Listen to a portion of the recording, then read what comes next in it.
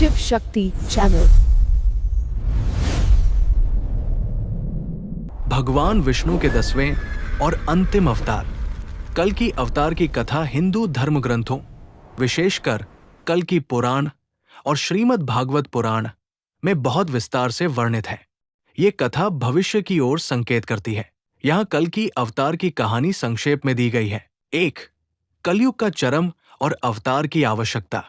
पुराणों के अनुसार जैसे जैसे कलयुग अपनी समाप्ति की ओर बढ़ेगा, संसार में अधर्म, पाप और अत्याचार अपने चरम पर होंगे।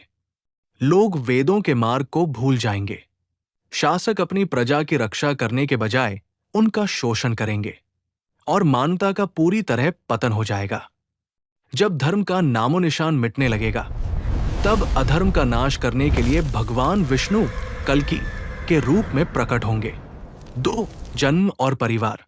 माना जाता है कि कल्कि अवतार उत्तर प्रदेश के संभल नामक स्थान पर होगा। पिता विष्णुयश एक ब्राह्मण और भगवान के परम भक्त, माता सुमति, गुरु भगवान परशुराम जो स्वयं अमर हैं और कल्कि को अस्त्र शस्त्र की शिक्षा देंगे। 3. स्वरूप और शक्ति। कल्कि अवतार का स्वरूप अत्यंत तेजस्वी और दिव्य होगा। वे देवदत्त नामक सफेद घोड़े पर सवार होकर प्रकट होंगे। उनके हाथ में एक चमकती हुई दिव्य तलवार होगी, जिससे वे पापियों का विनाश करेंगे। 4. अधर्म का विनाश और सत्युग की शुरुआत। भगवान कल्कि पूरे विश्व से म्लेच्छों, दुष्टों और अधर्मी राजाओं का अंत करेंगे। वे कलयुग के प्रतीक कलि पुरुष को पराजित करेंगे और पृथ्वी पर फिर से धर्म की स्थापना करेंगे। उनके द्वारा किए गए इस शुद्धिकरण के बाद पृथ्वी फिर से पवित्र हो जाएगी। इसके पश्चात अकाल और बीमारियां समाप्त हो जाएंगी। मनुष्य की बुद्धि फिर से सात्विक हो जाएगी।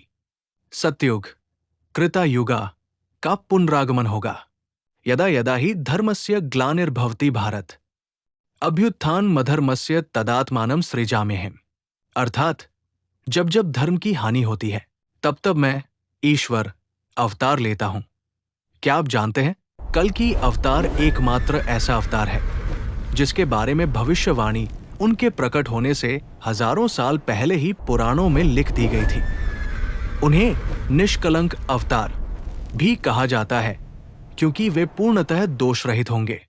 क्या आप कल्कि अवतार के उन विशेष लक्षणों या उनके गुरु परशुराम जी के साथ उनके संबंध के बारे में और अधिक जानना चाहेंगे?